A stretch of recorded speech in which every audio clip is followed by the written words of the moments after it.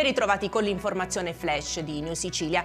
Tragedia sfiorata nella frazione marinara di Scoglitti a Vittoria in provincia di Ragusa. Dalle prime informazioni trapelate sembrerebbe che un palazzo sia crollato durante dei lavori di messa in sicurezza. È accaduto intorno alle 12. Fortunatamente nessuno è rimasto ferito. Il procuratore reggente di Agrigento, Salvatore Vella, e la sostituta procuratrice Maria Barbara Cifalinò hanno chiesto il rinvio a giudizio di 3 ufficiali dei Carabinieri per rivelazione del segreto d'ufficio. C'è stata, secondo l'accusa, una fuga di notizie che mise concretamente a rischio il buon esito dell'attività di indagine, ha scritto la procura, finalizzato al trasferimento del luogotenente Gianfranco Antonuccio, che sarebbe stato poi arrestato nell'ambito di un'operazione del ROS.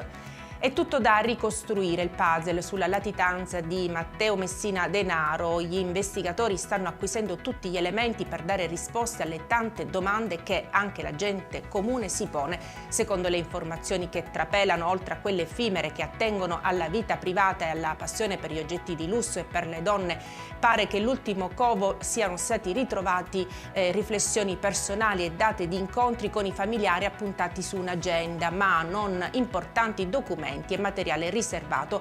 Questo particolare fa propendere gli inquirenti e sarebbe plausibile che ci siano stati altri luoghi dove Messina Denaro ha trascorso la latitanza.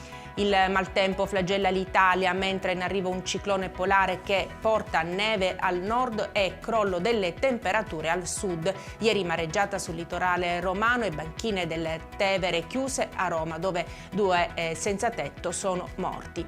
E con questa notizia per adesso è tutto, grazie per averci seguito e arrivederci.